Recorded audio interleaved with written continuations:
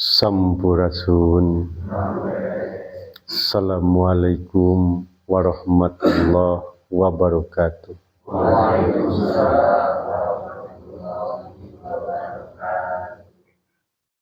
Alhamdulillah, alhamdulillahirabbil alamin. Sadayana puji kagungan Gusti Allahu Rabbul Jati.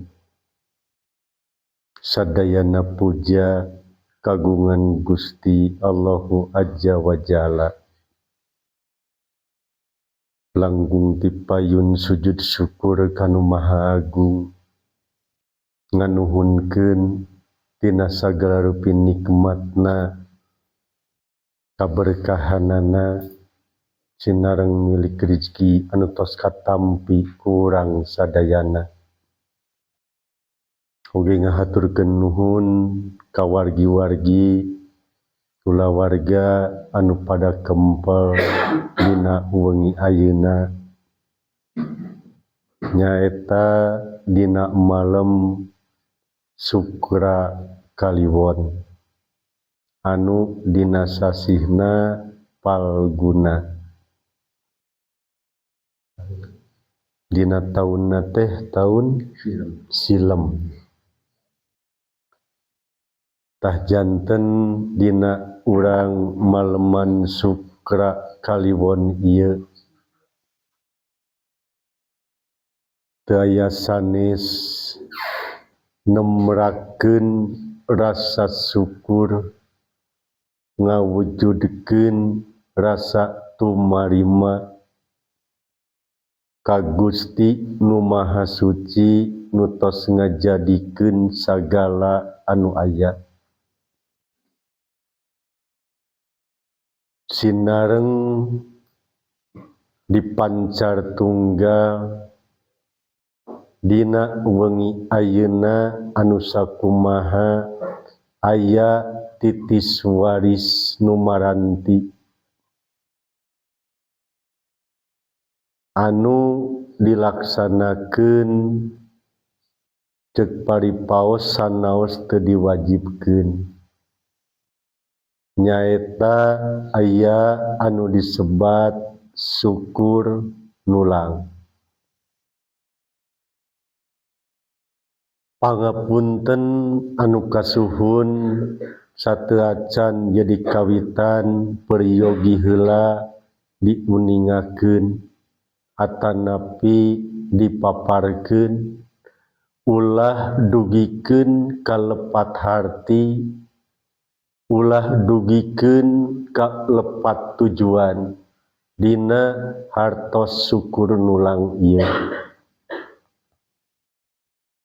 Nu mana dina titis waris nu maranti sadayana sami tujuanana nemrakeun ngawujudkeun rasa syukur anu nyata, ngawujudkeun rasa sinareng rumasa yen urang hirup teh geuningan teu nyorangan, tanpa disadari geuning aya batur-batur kahirupan anu nguatan dina raga urang, nu ngajadikeun tanaga, nu ngajadikeun kasehatan, anu ngajadikeun kasumangetan.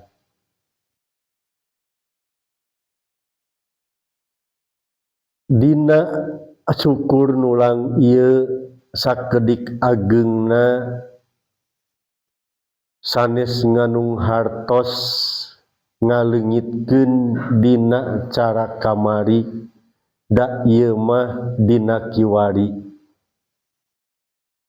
Janten tos sanes siloka deui. Kapungkur dina nulang teh aya kecap hatur bakti ka badega atanapi ki badega. upami ieu henteu dijelaskeun sakedik ageungna sok ngajantenkeun kakaliruan dina hartosna anu kiwari dabongan urang ngaji kamanusaan, dabongan urang ngaji diri pantadige ulah kaluar tina diri urang sorangan. Nu hartosna kibadega di dieu aya 4 kecap. Hiji ka gaib, 2 ka rijalul gaib, katilu kanu goib, kaopat ka goibul goib.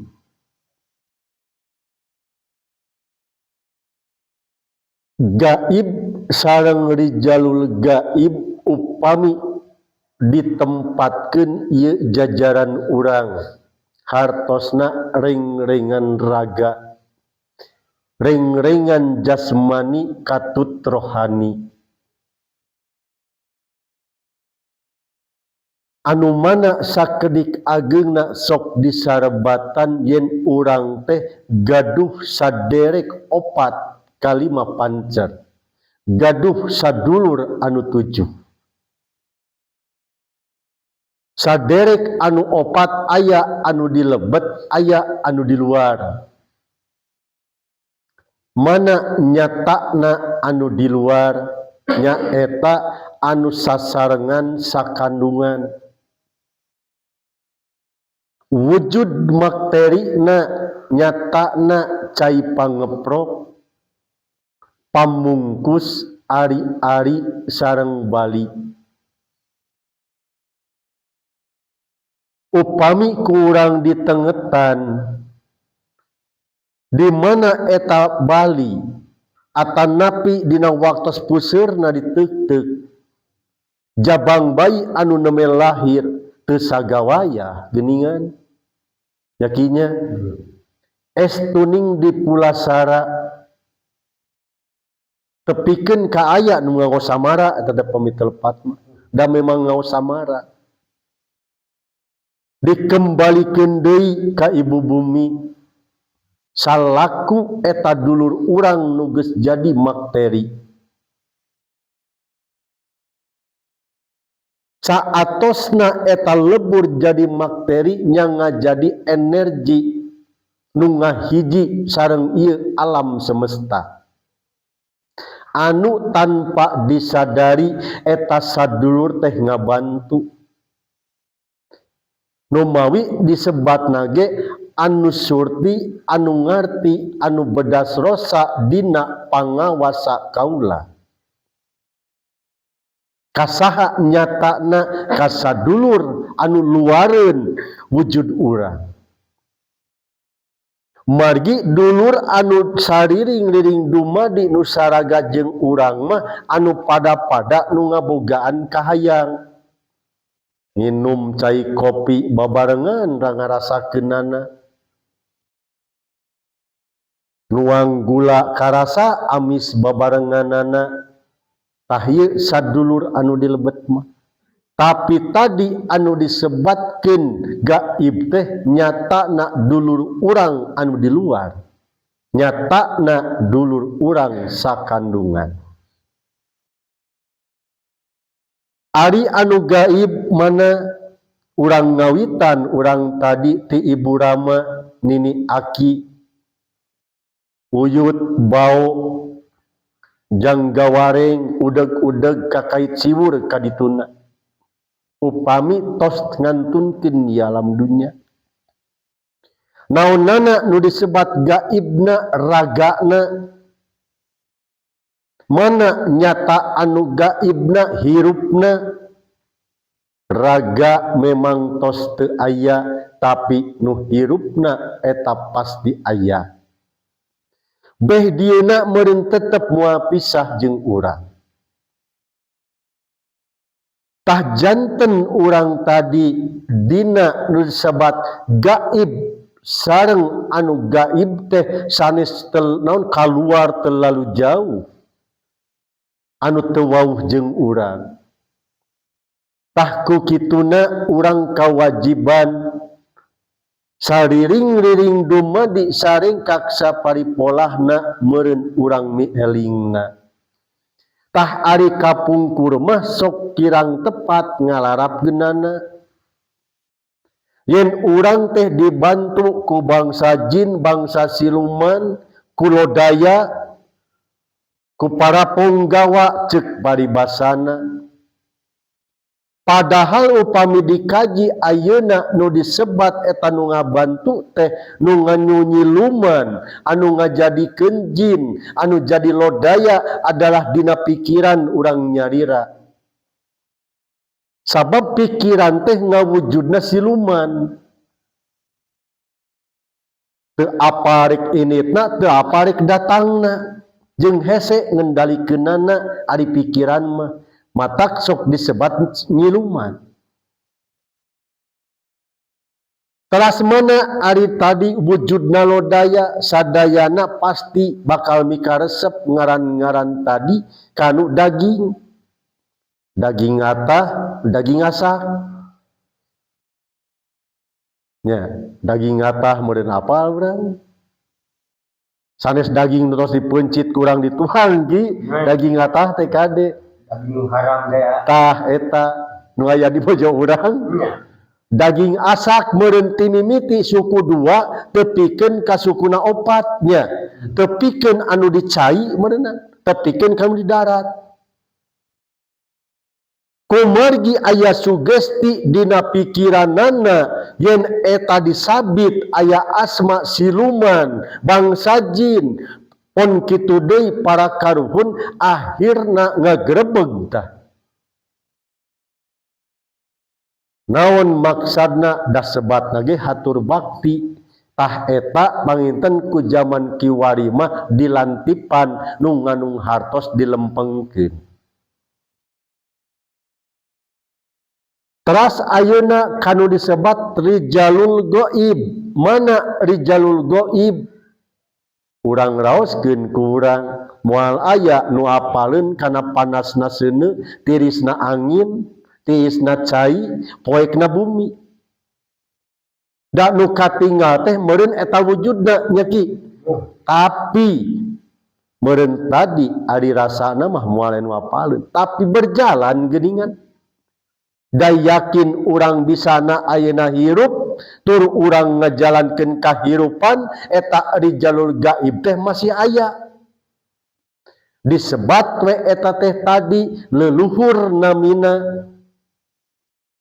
Da heula keneh meureun tadi seuneu angin cai bumi tibatan urang teh. Da jadina urang gumelar ka alam dunya nu ngalewatan ibu Rama tetep ibu Rama nini aki da pangheulana keneh seuneu angin cai bumi mah. Kawajiban urang nu disebat tadi nganuhunkeun. Teras anu disebat goibul goib nu ngajadikeun sagala anu aya.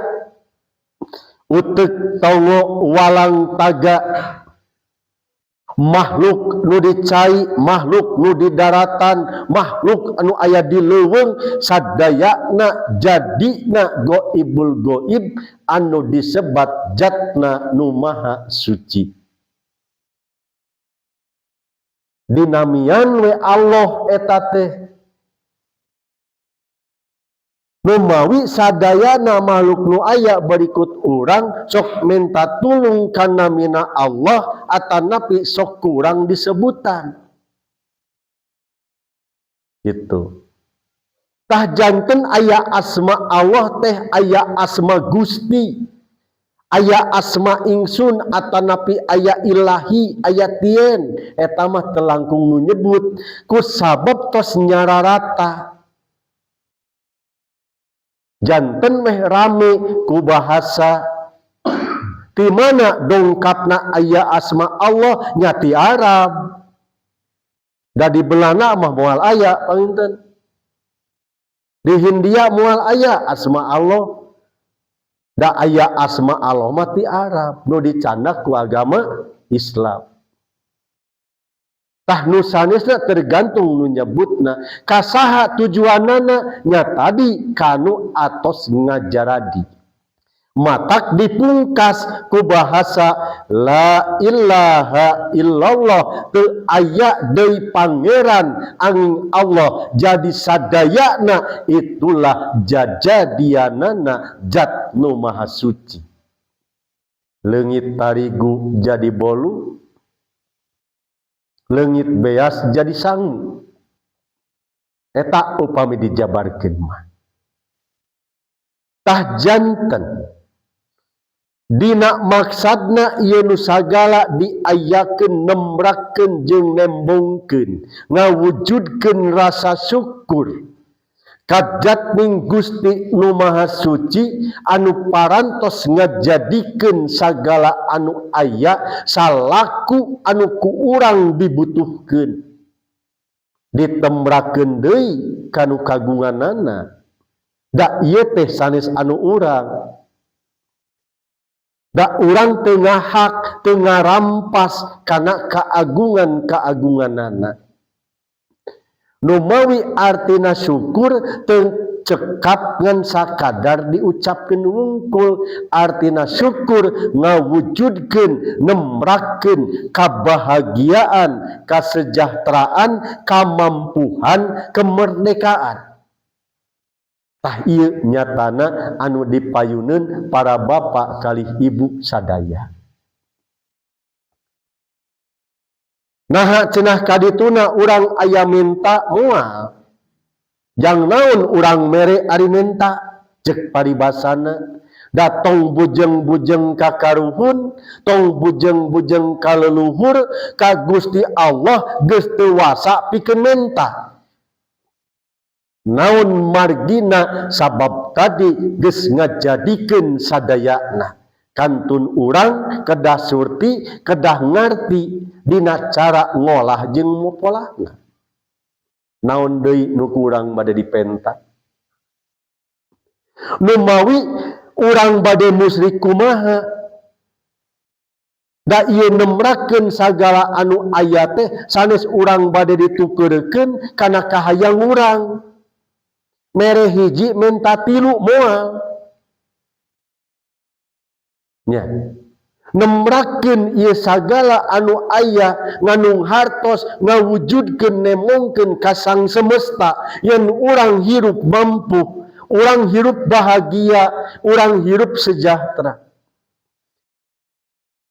Sahingga ieu ngajantenkeun suatu tulisan-tulisan ayat-ayatna Gusti anu nyata. Upami pangiten ieu dipedar teh panjangnya ki. Upami diwartoskeun hiji-hijina. Namung dina cinekna, dina bahasa ieu tadi syukur nulang, dina bahasa nalanga, hartosna nur cahya, nur candra. Nu kahiji langkah jeung pangharepan urang angin kehendakna Gusti nu Maha Suci. Nu kadua aya kecap dinala lir handaya paseban jati anu ngandung hartos urang ngajalankeun ieu kahirupan mengalir lir ibarat ngalirna cai tarang ngalawan aras. Sugan ayeuna ti hilir eta cai ka girang henteu nya. Ti girang pasti ka hilir, ti gunung pasti ka lautan. Mapai-mapai wahangan. Anu katilu tinangana ngabdining ingsun ngabdining Gusti ka Zat ning Kang Maha Kawasa. Iwati ngajalankeun urang pengabdian anu pasti. Nu disebat ibadah anu nyata. Ari ibadah ka Allah sanes urang tadi ruku jeung sujud, tapi nu disebat ibadah ka Allah urang ngadamel kahadean, ngemidamel kamangpaatan, kahirup cicing, kahirup nyaring, kahirup eling. ngandung harti jeung papadaning hirup berikut urang jeung alamna disalaraskeun. Da eta tugas urang gelar ka alam dunya. Tah nu margi tina kecap ieu syukur nulang sanes urang kedah ngagerebeg nuangan daging bari teu eling nya da urang teh sifatna manusia tapi urang kudu barang tuang sambil urang bersyukur. Hartosna tumarima jeung narimakeun ieu kabahagiaan ieu kasejahteraan anu diwujudkeun ku urang sadayana. Tata cara para leluhur sanes ngajongklokeun seueur siwina kanggo ngajalankeun kamusyrikan. Tapi tata cara budaya para leluhur, para karuhun nembrakeun jeung nemongkeun rasa syukur anu ngawujud tumarima anu nyata. Eta anu ku urang dijalankeun. Naon tujuanana? Proses anugerah sareng proses kaberkahan. Eta numawi dina sukra atanapi sukra kaliwon ieu sanes ngalak karamat menta karamat tapi memproses ngawujudkeun kaanugrahan jeung kaberkahan.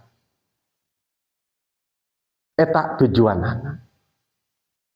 Numawi aya keneh anu masih keneh musyrik urang kikieuan nembrakeun ieu saji jadi sasajen, nembrakeun tina sastra ieu tulisan jadi sasmita pagawean anu nyata dibuktikeun kalawan urang ngawujud anu nyata cirining urang tadi geus teu ngarampas kana hakna Gusti Nu Maha Suci nu ngajadikeun sagala anu aya.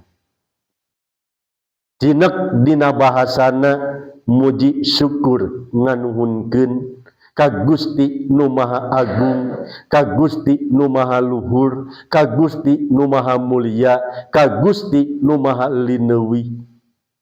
Kasaderek anu opat kalima pancer sinareng kasadulur 7 teu kalangkung ka ibu anu ngandung ka rama anu ngayuga ibu batin rama batin ibu bumi rama angkasa sinareng ka para karuhun tireng-rengan ibu sinareng rama on kitu deui kajembaranana ka para leluhur utamana danghiang tatar pasundan para leluhur galuh pakuan pajajaran tedaking silih wangi. Dina rasa ieu syukur nganuhunkeun nampi dina pangartina sampai ka paham urang ka Gustina sampai ka urang mengenal ka dirina. Saatos paham ka Gustina mengenal ka dirina sadar kana lumampah lakon hirupna geuning hirup mamawa galur hirup ngajalankeun galur anu patali rasa sareng para sepuh oge para leluhur.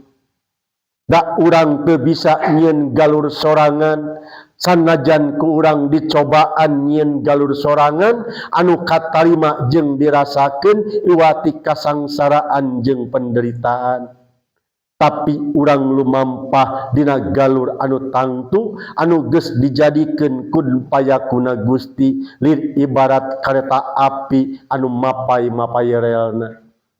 Tah kitu ieu tujuan cinekna kanggo urang sadayana tong bujeng-bujeng sifat kakaruhun tong sifat ka para leluhur ka Gusti Allah geus teu wasa pikeun menta tapi urang tadi ngawujudkeun dina rasa syukur anu tangtu memproses anugerah jeung kaberkahan pangdoa ti jisim kuring semoga sadayana sing ginulur karahayuan sing ginanjar kabagjaan waluya hirup waluya hurip.